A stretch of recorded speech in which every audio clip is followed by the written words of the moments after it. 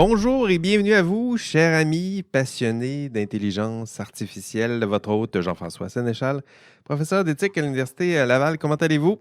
Dans cet épisode, j'aimerais vous explorer avec vous un sujet qui, moi, me préoccupe et qui vous préoccupe très certainement là, si vous vous intéressez aux enjeux éthiques et sociaux de l'intelligence artificielle. Je parle de la formation en éthique de l'intelligence artificielle et avec mon invité d'aujourd'hui, je vous propose un pas de recul supplémentaire. Donc, la formation des formateurs, donc la formation de celles et ceux qui forment en éthique de l'intelligence artificielle. Et pour explorer ce super thème, je reçois Frédéric Bruno. Il est avec moi, il est là en ligne. Bonjour Frédéric, Bonjour, ça va bien? merci. Oui, très bien, merci de me recevoir dans le cadre de cette discussion. Merci surtout d'avoir accepté cette invitation. Donc, bienvenue à IA Café. Merci de partager notre enquête, parce que c'est une enquête sur l'intelligence artificielle. Donc, Frédéric, je me permets de dire quelques mots sur sur ce que tu fais. Puis, pour ça, ben, je vais lire une partie de ton CV. Donc, Frédéric, il est prof de philo au collège André Laurando, professeur associé à l'École des médias de l'Université du Québec à Montréal. Chercheur principal au laboratoire d'éthique du numérique et de l'intelligence artificielle, chercheur associé à l'Observatoire sur les impacts sociétaux de l'intelligence artificielle et du numérique, on parle de l'Obvia ici, à l'Observatoire du numérique en éducation.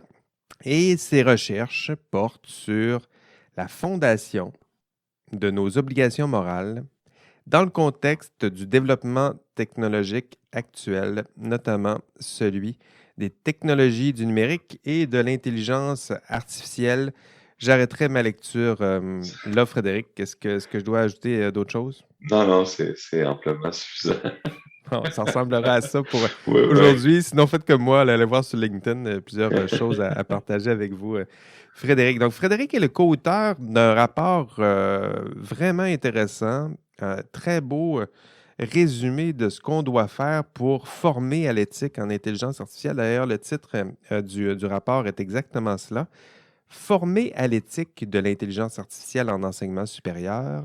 Deux petits points référentiel de compétences. Et c'est exactement de ce rapport que j'aimerais discuter avec Frédéric aujourd'hui. Donc, j'avais lu le rapport parce qu'à l'époque, le rapport m'avait particulièrement intéressé parce que je souhaitais développer une formation. En fait, on avait un cours ici, donc il y avait l'idée de refondre peut-être le cours sur les enjeux éthiques associés à l'intelligence artificielle. Moi, ça me passionnait depuis longtemps, donc je suis tombé sur ce rapport. Peux-tu me parler un peu de la genèse de ce rapport, là? Comment c'est arrivé dans ta vie de chercheur et de prof, là?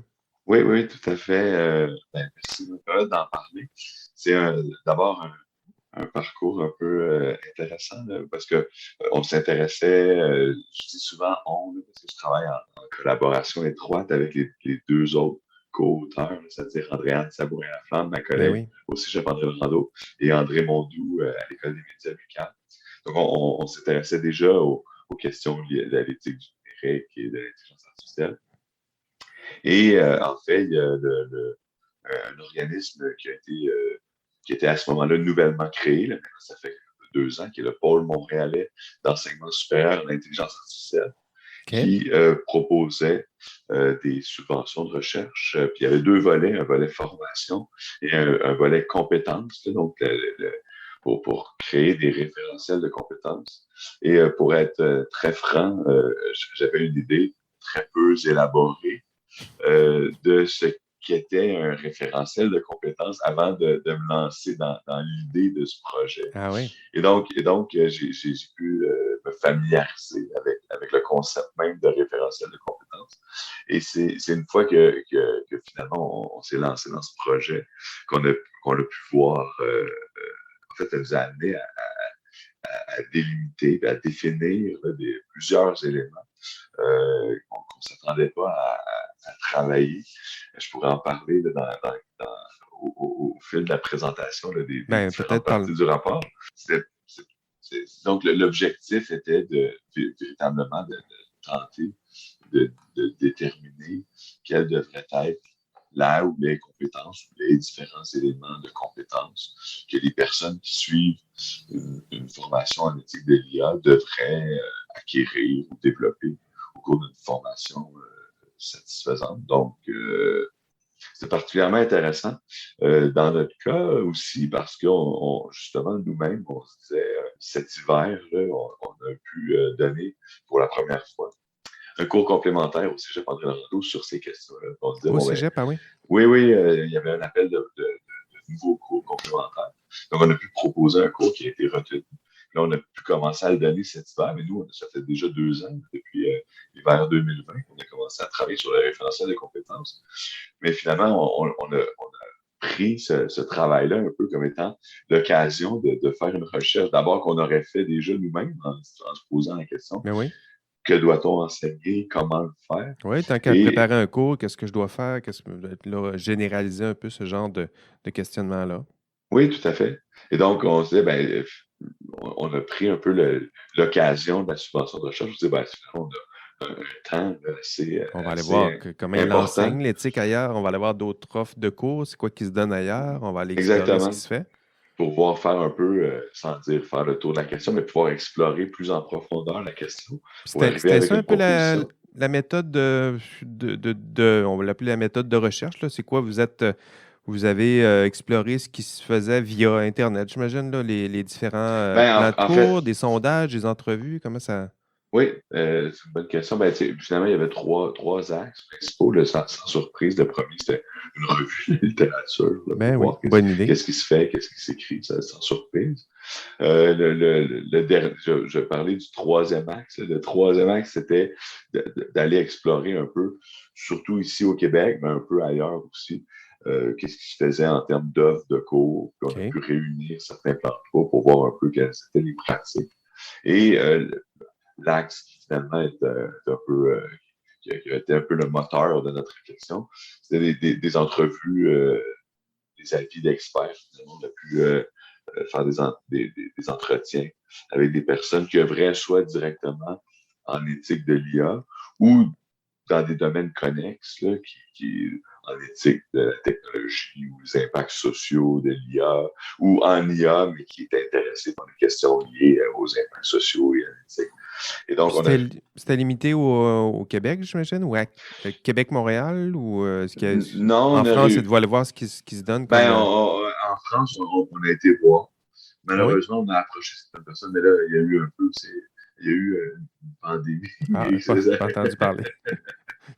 Et donc, à un certain moment, on a pu aussi décider de certaines fatigues des rencontres Zoom, etc. Mais bref, on a pu faire des entretiens avec 26 personnes, principalement au Québec, mais dans les différentes universités. Mais on a pu aussi un peu ailleurs au Canada, aux États-Unis, questionner certaines personnes qui ont amené un éclairage parfois bon, un peu différent. Mais on en a fait suffisamment pour voir qu'on avait atteint un certain degré de saturation, qu'on commençait bien que, évidemment, d'un entretien à l'autre, les éléments étaient Oui, il y présentés a des différemment, recoupements. Oui. mais on pouvait voir là, un noyau important de préoccupations qui revenait, et qui revenait beaucoup plus systématiquement que même on aurait pu l'anticiper dès le départ, notamment pour tout ce qui est la dimension sociale, Ben les oui. impacts sociaux ou les dimensions socio-économiques, appelons-les comme on veut, là, du développement des outils d'IA. Oui, donc Non, c'est c'était particulièrement intéressant. vraiment intéressant. Donc, un beau plan. J'aurais aimé faire ça aussi. Donc, je cherchais justement à faire ça quand je suis tombé sur le rapport. Donc, je me suis dit, ah, c'est intéressant. Je vais regarder ce qui se fait ailleurs. Puis, lorsque j'ai regardé ce qui se faisait ailleurs, ben, avec toi, avec le rapport, je trouvais qu'il y avait des éléments très intéressants dans le rapport. Entre autres, ça me permettait de systématiser un peu ben, mon approche, là. C'est-à-dire qu'à force d'enseigner, on n'a pas toujours le pas de recul pour voir ce qu'on enseigne, puis surtout notre approche. Là, donc, ça me permettait Mhm. de la comparer aux autres approches. Dans le rapport, tu disais, puis là, on va faire un peu de philo moral. Donc, je suis plutôt content d'en faire un peu parce que je parle souvent d'éthique, des enjeux éthiques sociaux associés à l'IA, là, mais de la philo-morale, de l'éthique, on en fait trop peu parce que c'est moi l'expert. Fait que souvent, je mets en exergue ou en valeur les expertises des autres. Mais là, on est dedans. Là. Donc, on Oui, parlait dans tout à fait. le rapport d'une une approche pragmatique. Donc, une Oui, approche pragmatique, qu'est-ce que ça veut dire? Comment vous le décortiquez, oui, cette approche-là? très intéressant. Merci. Mais en fait, c'est pour illustrer un peu, on a été confronté à un problème là, qui était particulier, pratiquement inattendu au départ de notre travail. Euh, on s'est dit, bon, finalement, notre mandat, c'était de définir, de développer les éléments de la compétence en éthique de l'IA. Et ben, une des choses qui nous est venue rapidement à l'esprit, c'était l'idée que bon, la compétence en éthique de l'IA, c'était une sous-catégorie ou un sous-ensemble de la compétence en éthique tout court. Et c'est très difficile de définir la compétence en éthique Vraiment. elle-même. Et donc, ça nous a en fait, on a dû amorcer notre travail en clarifiant cette notion-là, cette partie-là préalable, si on veut, au travail en éthique de l'IA à proprement parler. Et c'est ce qui, avec nos recherches, nous a amené sur un terrain. C'est pas quelque chose qui nous était complètement étranger, évidemment, Mhm. mais c'est pas. Ça a été aussi, il faut le dire, là, en toute honnêteté, une très agréable découverte d'explorer une façon de comprendre la compétence éthique Oui. qu'on appelle pragmatiste. Là, c'est pas nous qui avons décidé Non, du non. terme, là, mais véritablement au sens là, du courant philosophique du pragmatisme américain qui remonte aux travaux de Charles Sanders Peirce et dont un des plus un des représentants les plus connus est John Dewey. Ben oui. Et donc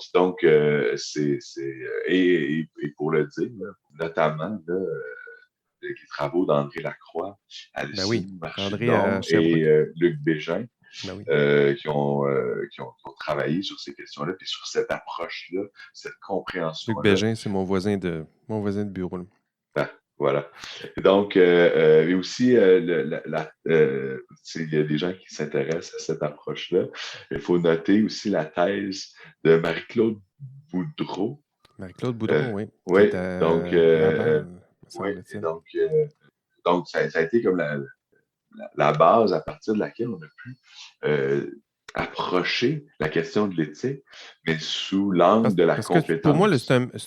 c'est un mystère. Là. Toutes les fois que je me joins à un groupe, on dirait qu'ils ne savent pas exactement de quelle éthique je parle, c'est quoi mon approche.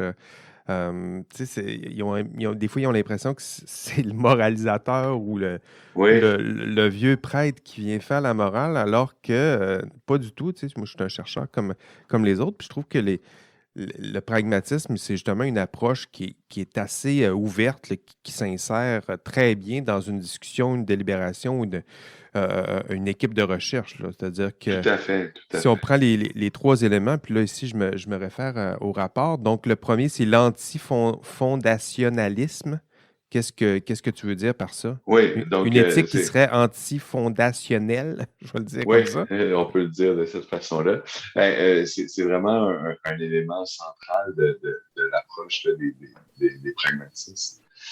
C'est cette idée qu'il y a que finalement je vais le dire de cette façon-là, c'est pas tout à fait de la façon dont ils le présentent eux-mêmes, mais si on veut le rattacher à ce dont on disait, le but de l'éthique, finalement, si on l'applique, cette caractéristique-là, mais à la question de l'éthique, évidemment, c'est plus général, c'est sur toutes les questions, mais c'est que finalement, le but de l'éthique, c'est pas de trouver des principes éternels ou des vérités Non, non, premières c'est ça.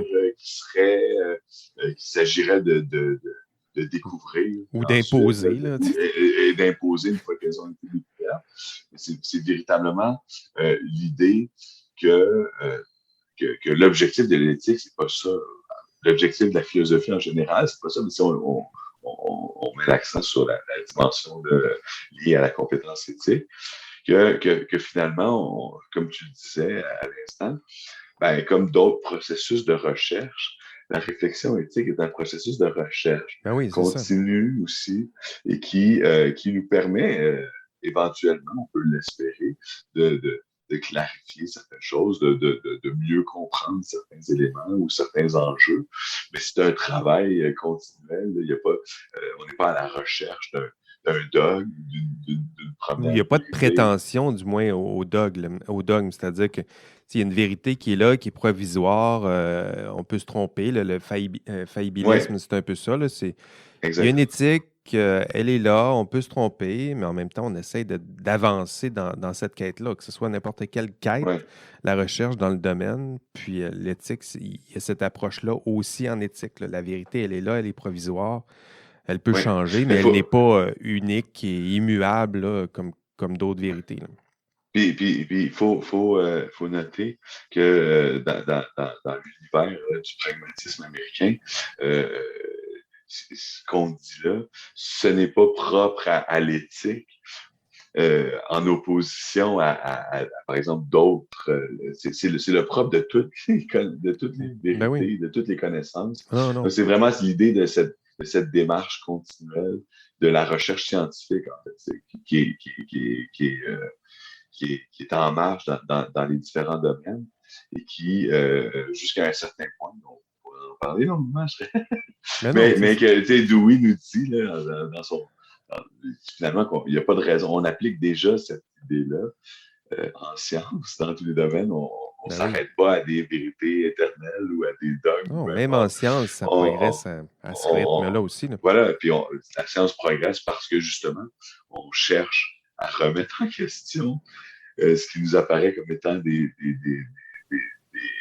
évidences ou des vérités, Ben et oui. on les confirme ou non, puis il n'y a pas de raison de ne pas procéder de la même façon en éthique, Et tout donc, simplement. ça fait la même chose lorsqu'on parle d'éthique. L'autre, donc, anti-fondationnalisme ou fondation, je ne veux pas me tromper, Oui, là.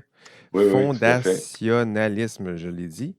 Le deuxième, une approche anti-dualiste. Donc, l'éthique, il faut sortir de ce dualisme-là. Là. C'est ce que je dis souvent à mes étudiants en début de cours. Je ne suis pas là pour vous parler du bien, du faux. C'est pas du bien, du mal. C'est pas noir et blanc. On parle de d'autres choses là, lorsqu'on parle d'éthique. L'éthique moderne, en Oui, tout cas, ça ressemble un peu à ça. Là. oui. Puis aussi, peut-être, dès le départ, nous, on était particulièrement sensibles à cette question-là. Et on a trouvé là encore un point d'appui là, très important. Un des fameux dualistes qui est constamment répété, à partir duquel on réfléchit constamment aux choses, c'est le dualisme entre l'individu et la société. Il y a l'individu d'une part, puis il y a la société de l'autre. Là, on se pose des questions. Quels sont les rapports entre les individus, la société, qui a préséance sur qui, peu importe. Oui, c'est vrai. Et donc, Nurture versus nature. Là, ouais, c'est ça. Et donc, encore une fois, si je me fie notamment aux travaux de Dewey sur cette question-là, mais sur tous les autres dualismes qui jalonnent l'histoire de la ouais. philosophie entre sujet, objet, euh, Oui, c'est ça. etc.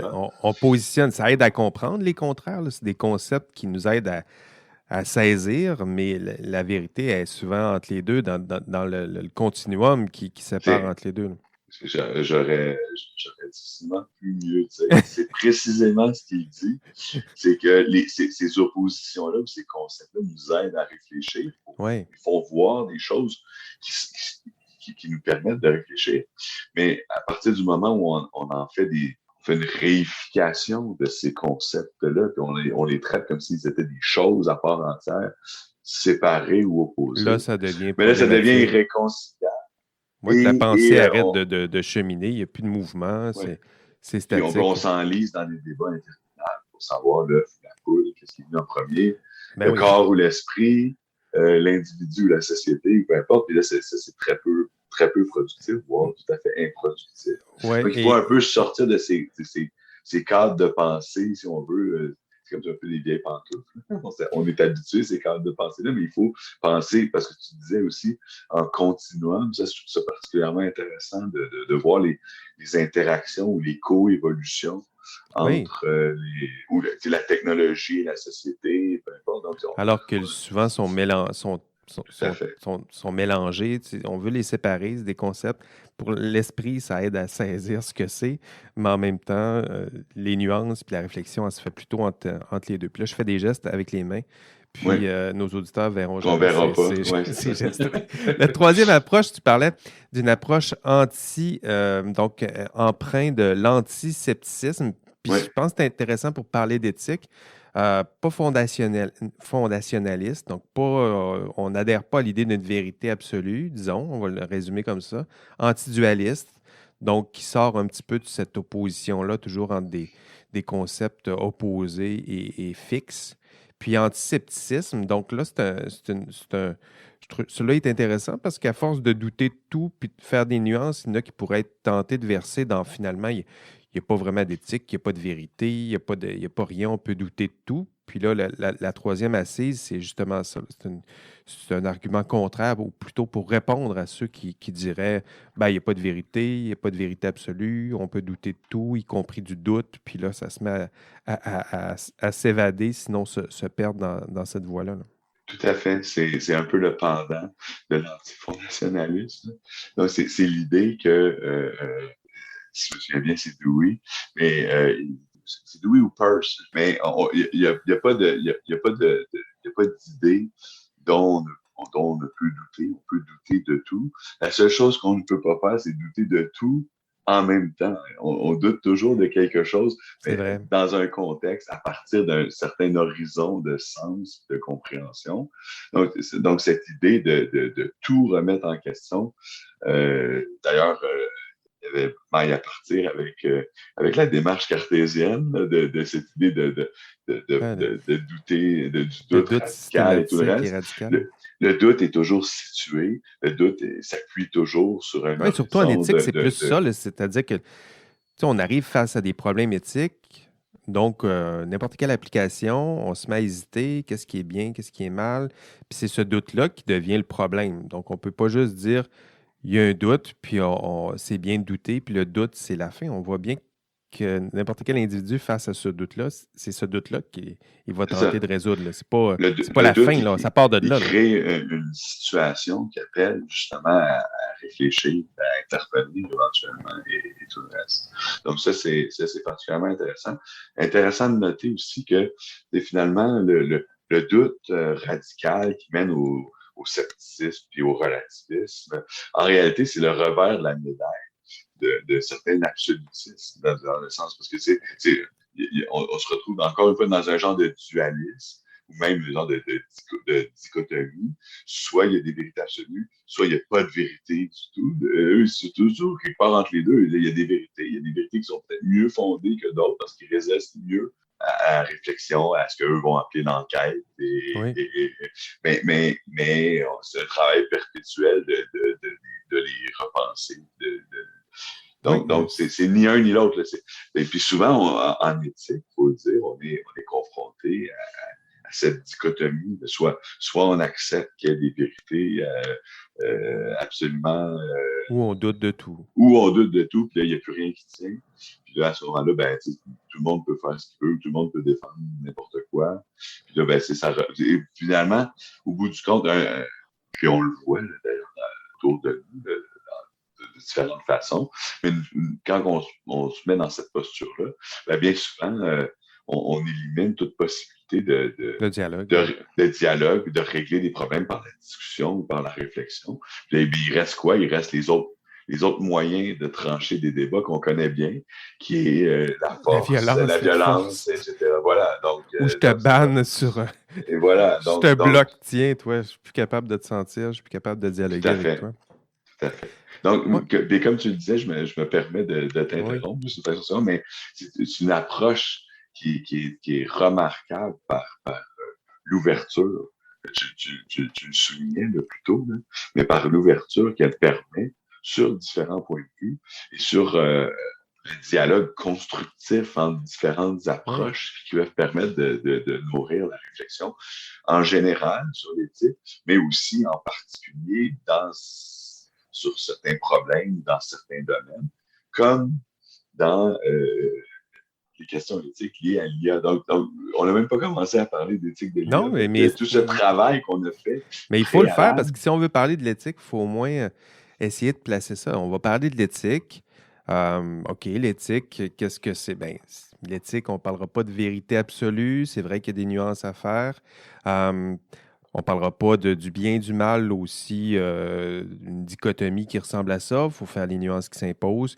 Puis la troisième, c'est on va douter de tout. On est ouvert au dialogue, mais en même temps, on n'est pas ouvert à n'importe quoi. Là. Si vous dites des niaiseries, il va falloir asseoir ça sur des arguments. Il va falloir trouver des valeurs pour guider peut-être la discussion. Donc, il y a ces trois principes-là qui sont là. Puis je pense que des fois, c'est important de se les rappeler. Là. L'éthique, c'est pas la même éthique là, qu'on faisait il y a 50 ans. Là. On est bien loin de la morale du prêtre dans sa chair. Là. Il y a beaucoup de chemins qui ont été parcourus là, lorsqu'on parle d'éthique ou de l'éthique dans sa façon la plus moderne de la Mhm. concevoir. Je vais parler aussi de la compétence éthique. Donc là, on parle, rappelons-le, on veut former des futurs, ben, peut-être des acteurs, actrices qui travailleront en intelligence artificielle. On veut former des étudiants à la compétence qui est celle de la compétence éthique. Donc ça aussi, c'est compliqué, ne serait-ce que pour n'importe qui a décidé qui a déjà tenté de former en éthique. Je veux qu'il soit compétent, OK, mais être compétent en matière d'éthique, c'est quoi? Je voyais dans le rapport que vous l'avez décliné en trois grandes capacités ou ben, des sous-compétences, si on va le dire ça. Je ne sais pas si c'est bien formulé. Ouais, ouais. On On, peut donner différents noms, on va y aller dans l'ordre. Être en situation éthique. Donc, ça, c'est mais le premier. Être compétent en matière d'éthique. C'est un, être en situation éthique. On va en dire quelques mots. Savoir agir en situation éthique. Puis interagir en situation éthique. Donc, un, être en situation éthique, donc sensibilité éthique, qu'est-ce qu'on fait faire aux étudiants? Là? ben, c'est intéressant de noter que, ben, justement, être en situation éthique, on est en train de parler de sensibilité éthique. Et lorsqu'on a fait des entretiens avec des personnes expertes, c'est un élément qui est revenu de façon assez systématique. Quand on y réfléchit par la suite, c'est tout à fait logique, avant même de penser à comprendre des problèmes euh, éthiques et trouver des solutions, ben, il faut d'abord être capable de détecter, d'acquérir une sensibilité éthique qui, qui permet de savoir qu'il existe un problème, qu'il y a des questions éthiques qui sont associées, par exemple, dans le cas de l'IA, à l'utilisation de certains systèmes d'IA ou à l'utilisation sociale de certains de ces dispositifs technologiques.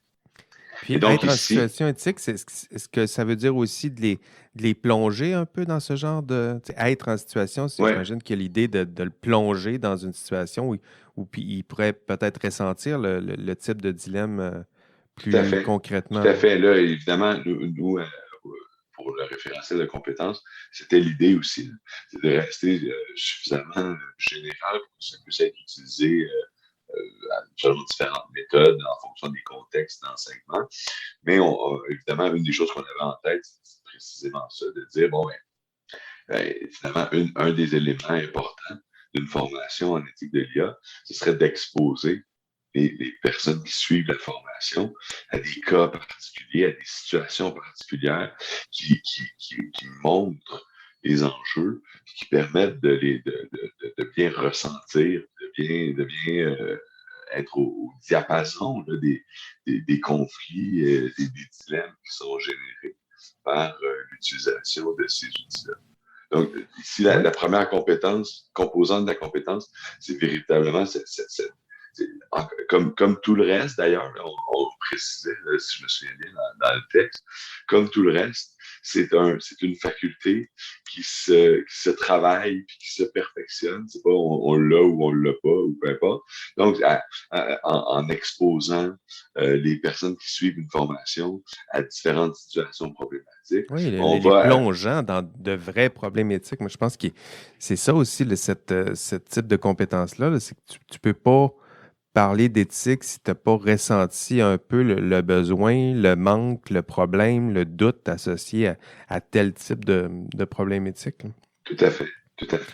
Très intéressant. Le deuxième, bon, on parle toujours de compétences. Donc, d'abord, être capable, si on veut former des étudiants, les plonger dans des problèmes. Moi, je le résumerais comme ça. Donc, expériencer, c'était le verbe que tu utilisais dans le rapport.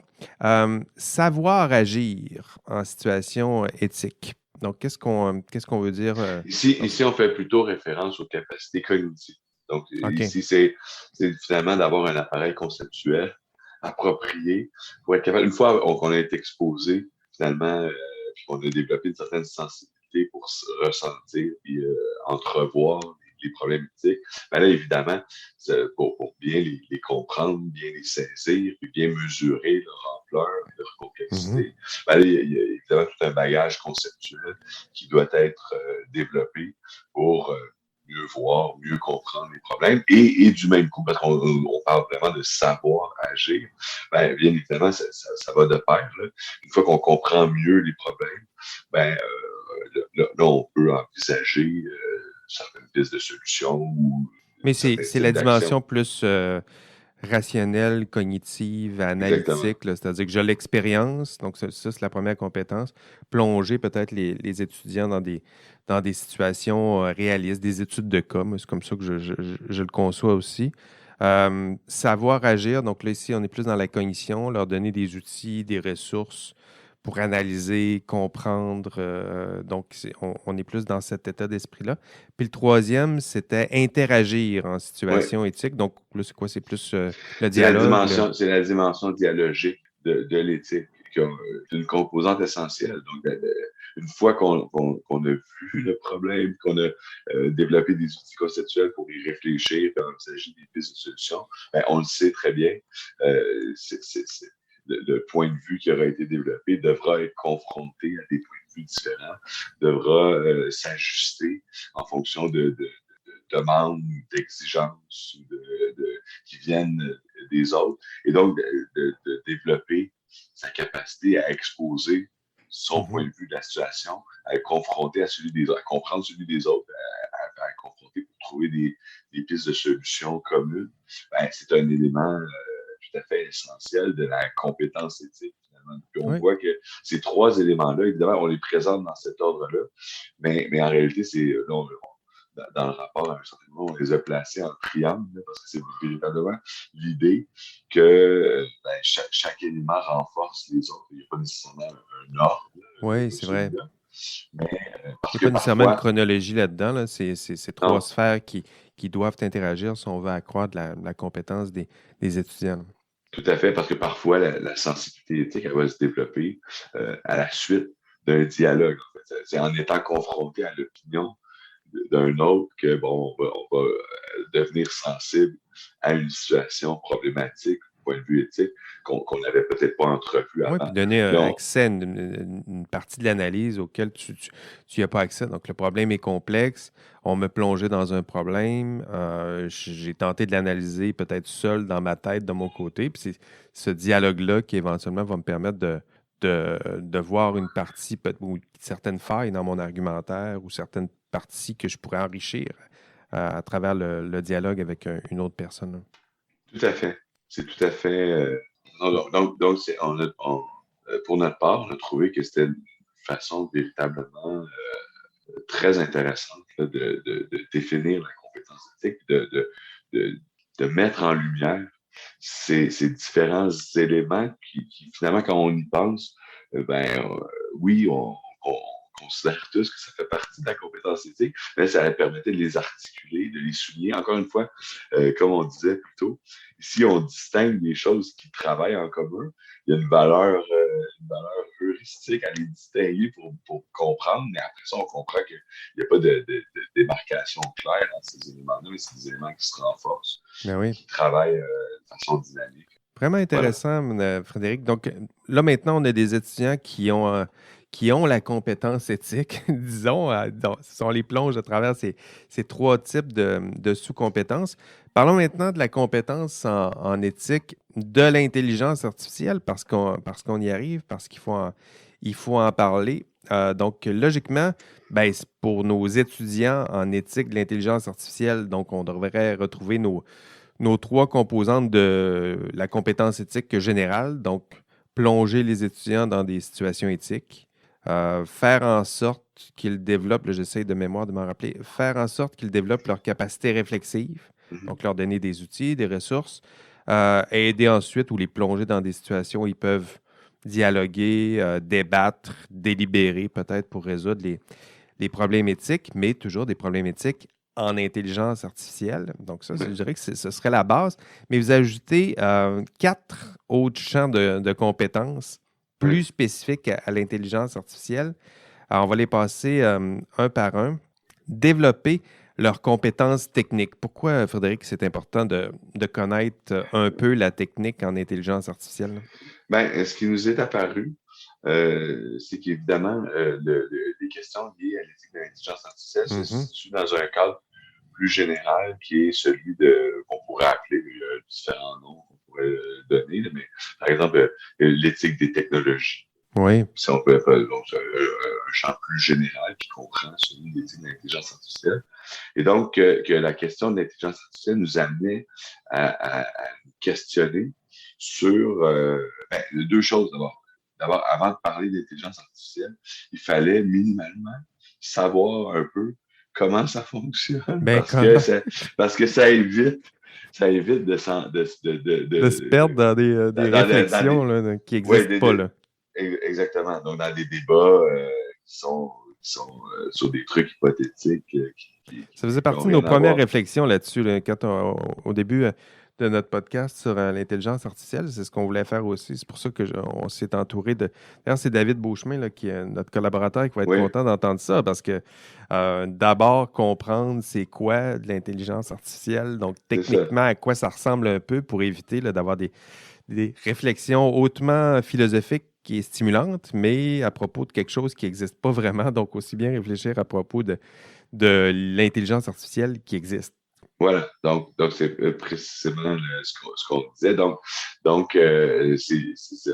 Pas besoin d'être un expert en intelligence artificielle, pas besoin d'être capable de coder un algorithme en intelligence artificielle. Mais savoir qu'est-ce qu'il y en est, qu'est-ce qui est possible, qu'est-ce qui est réaliste, comprendre un peu comment ça fonctionne. Évidemment, c'est un référentiel de compétences qui peut être adapté à différents niveaux. Évidemment, il y a peut-être dans certains domaines, dans certains contextes, où on pourrait même s'attendre à une connaissance beaucoup plus précise de ces processus techniques, mais au moins minimalement savoir ce qu'il y en est, puis distinguer la science-fiction de ce qu'est l'intelligence artificielle de telle qu'elle existe réellement aujourd'hui. Réellement, oui, concrètement. Donc, d'abord, avoir des compétences un peu, excuse-moi Frédéric, avoir des compétences techniques un peu, savoir un petit peu c'est quoi de l'intelligence artificielle. Donc, si on a formé des étudiants, leur donner des notions de base, là, coudonc, c'est quoi du machine learning, puis c'est quoi ce genre de patente-là là, pour essayer d'être capable d'expliquer ou de comprendre. Oui, le rôle des données d'entraînement. Donc, tranquillement, là, on se familiarise avec ça.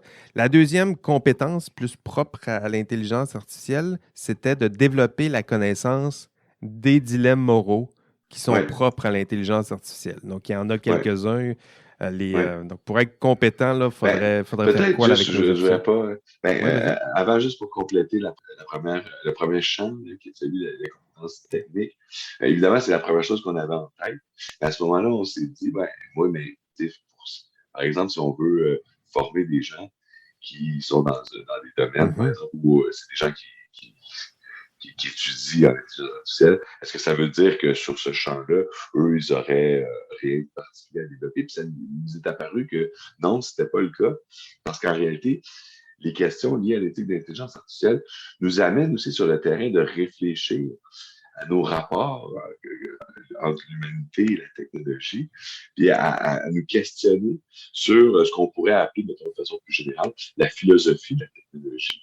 Quel rôle Oui. la technologie joue dans notre humanité, dans notre développement, que ce soit Oui, donc personnel ou réfléchir à la social. technique, mais pas juste la technique IA, mais la technique en général. À quel point la Oui. technologie Puis prend comment une la place. technique IA s'insère dans ces Oui, questions. Puis là, donc, il y avait, on pensait que de cette façon-là, il y en avait pour tout le monde, finalement, c'est vrai.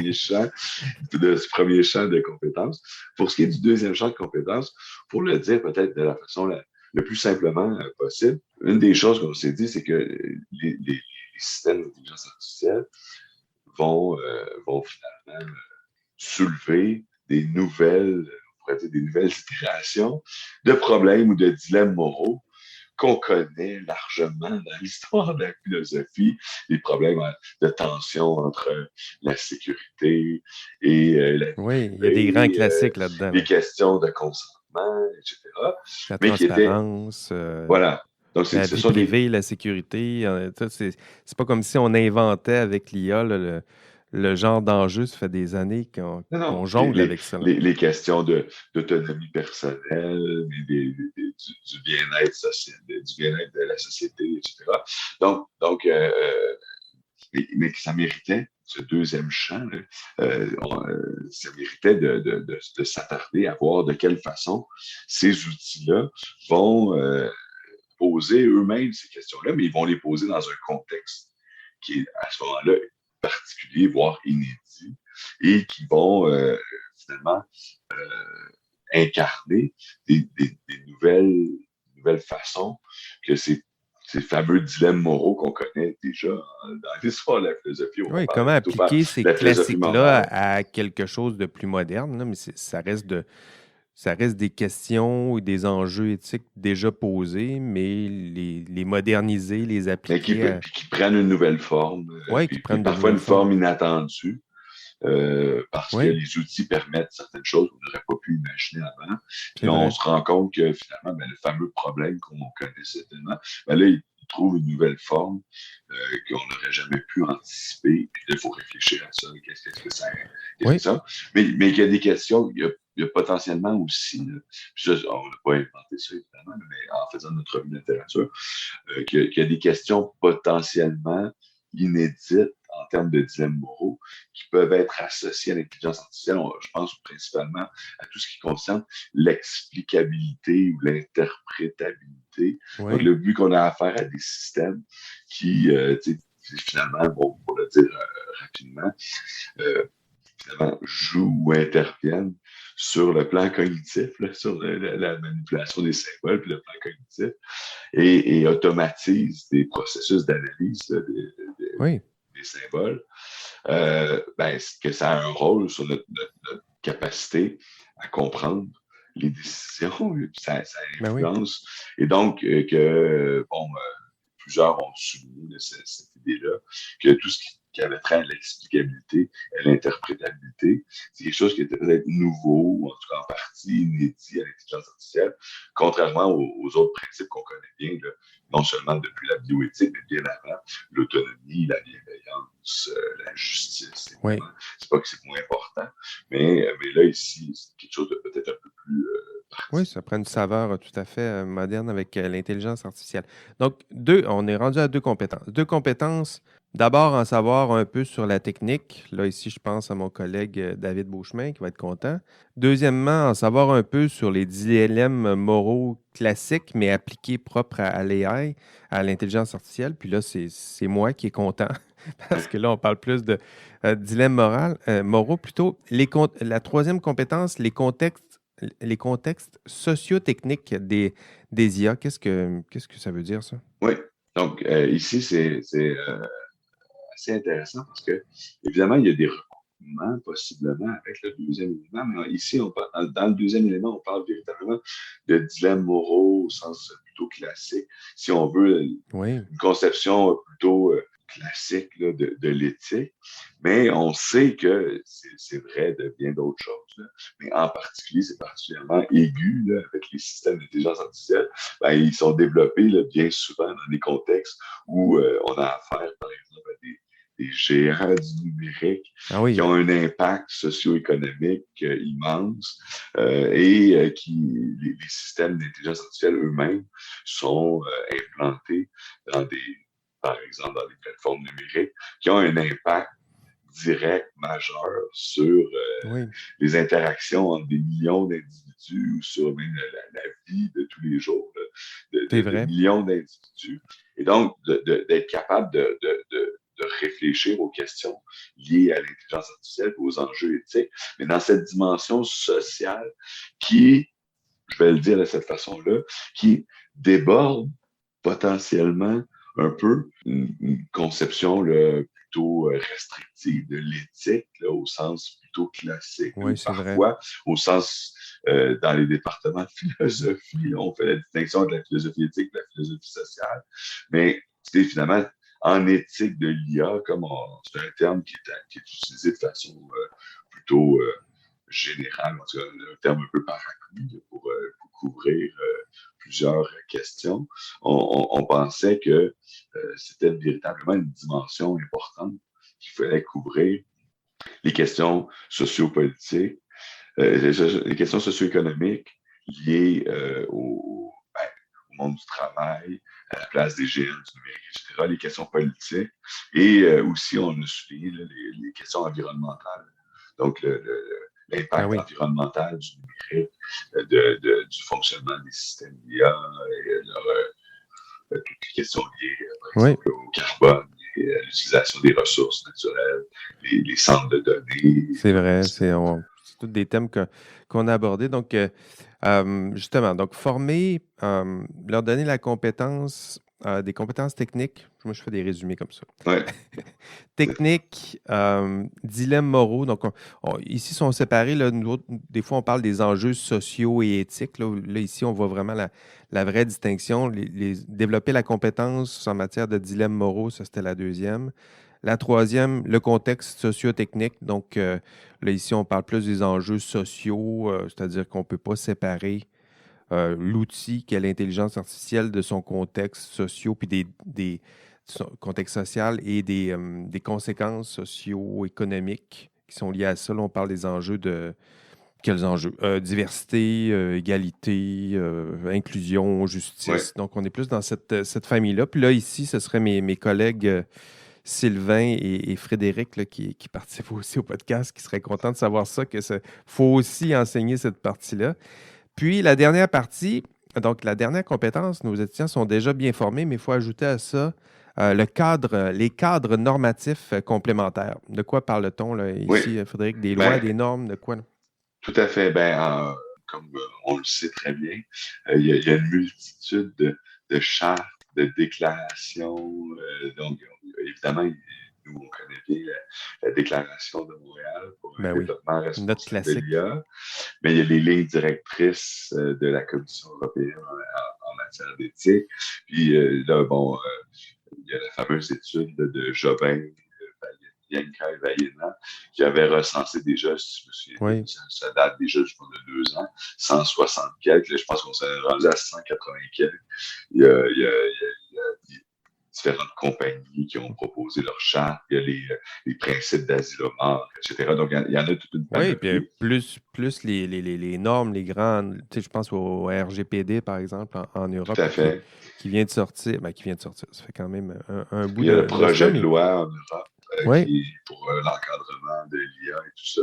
Donc, il y en Donc, a pour tout un chacun, un cadre, des lois, ça prend ça, voilà. puis il faut aussi former nos étudiants Ben, en la en fait, matière. nous, ce qu'on pensait, c'est que quand vient le temps de réfléchir aux questions d'éthique de l'IA, de la façon dont on devrait interagir finalement, où Mhm. on devrait traiter ces questions, ces problèmes qu'on a identifiés, ben, qu'il fallait être capable de comprendre comment les différentes solutions proposées ou les différentes alternatives envisagées s'inséraient dans des cadres normatifs qu'on appelle complémentaires, sont complémentaires à l'éthique. L'éthique est en lui-même un cadre réflexif, normatif, mais qui est appelé à être en interaction avec les déclarations, Ben avec de oui. plus en plus des lois, et aussi éventuellement, dépendant du contexte évidemment, mais potentiellement aussi, surtout lorsqu'on a affaire à des personnes qui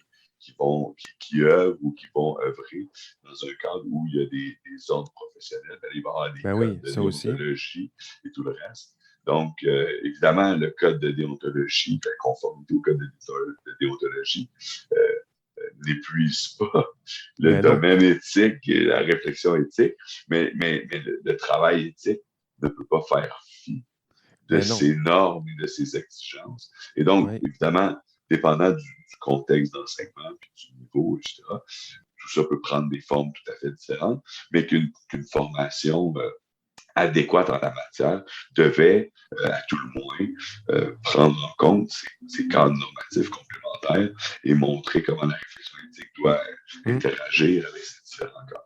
Donc, évidemment, on ne peut pas nécessairement, dans toutes les circonstances, faire le tour de toutes ces questions pour tous ces Non. domaines avec les trois composantes de sensibilité, de capacité réflexive et dialogique. Mais on a Mais ça donne pensé un vrai bon le cadre, hein. référentiel Oui. comme un horizon, si on peut, à partir duquel on peut chercher, dans la mesure du possible, selon le contexte puis l'occasion qui fournit, à couvrir le plus possible. Finalement, on finissait le référentiel avec 12 dimensions. Donc, pour chaque champ, les 4 champs, on reprenait les 3 composantes. C'est On vrai. se retrouvait avec 12 dimensions. Puis finalement, dans la mesure du possible, de couvrir le plus possible ces 12 dimensions ou au moins de montrer la variété des thèmes et des sujets qui Vraiment. peuvent être touchés. On pensait que ça donnait un bon point de départ, finalement, pour penser une formation en éthique de l'IA à la lumière de la revue de littérature que nous avions faite et des informations qu'on avait pu recueillir. Vraiment. Vraiment, vraiment trippant. D'ailleurs, moi, c'est ce quand on regardait les dernières 4 compétences, moi, c'est ça qui m'avait réjoui parce que je trouvais que ça recoupait exactement la composition de mes collaborateurs au podcast, où justement, on en a les cadres normatifs à la fin, Eve et Shirley qui nous parlent des normes. Donc, c'est intéressant, ça revient dans l'étude lorsqu'on le cadre qui est proposé, qu'est-ce qu'on doit leur enseigner. Puis nous autres, notre question, c'est de quoi doit-on parler pour se faire une tête sur l'intelligence artificielle? Puis curieusement, on arrive à peu près aux mêmes champs de compétences qui sont en dialogue, qui sont en interaction. Puis voilà, donc ça me réjouit de voir ça, qu'il y avait des recoupements entre les Tout à conclusions du fait rapport et la intéressant. composition. Oui. Donc, je ne sais pas pour vous, et là, je parle à mes auditeurs, mais moi, en tout cas, Frédéric, que je vois un plan de cours. Ça me donne furieusement envie d'enseigner. En fait, ça fait plus de 10 ans que j'enseigne l'éthique en sciences et génie, mais ça fait au moins 2 ans que j'ai envie de pousser un cours en éthique de l'IA ou refondre, là, j'en parlais un peu plus tôt, un cours existant. Puis, la lecture de ce document et cet entretien avec toi m'a donné furieusement envie ou le courage peut-être d'aller faire bouger quelques, quelques doyens, puis peut-être mettre en place ce genre de cours. Donc, merci Frédéric d'avoir accepté de Merci participer à beaucoup. Je notre suis enquête sur la recherche en IA. très content d'entendre ça. D'ailleurs, au final, c'est la façon dont on pensait le document, puis ça nous inspirait nous-mêmes dans notre travail, mais d'entendre que ça peut inspirer d'autres, Vraiment. je suis très heureux de l'entendre, puis je suis sûr que mes collaborateurs le seront également. Merci. Merci de m'avoir permis d'en discuter. Merci, merci Frédéric. Merci de ta générosité aujourd'hui. Le rapport en question, je me permets de vous le renommer, ça s'appelle Former à l'éthique de l'intelligence artificielle en enseignement supérieur, référentiel de compétences. Donc, je ne saurais trop vous recommander la lecture de ce rapport. Puis si l'enseignement, la sensibilisation, la formation en éthique de l'IA vous intéresse, là, c'est pour moi un incontournable. Et à vous, chers amis passionnés d'intelligence artificielle, merci de nous écouter. Merci de nous accompagner au cœur de nos recherches sur les enjeux éthiques et sociaux associés à l'intelligence artificielle. Merci encore, Frédéric, d'avoir participé à notre podcast. Merci. On se revoit au prochain épisode et d'ici là, on rêve peut-être de moutons électriques. Allez, bye bye.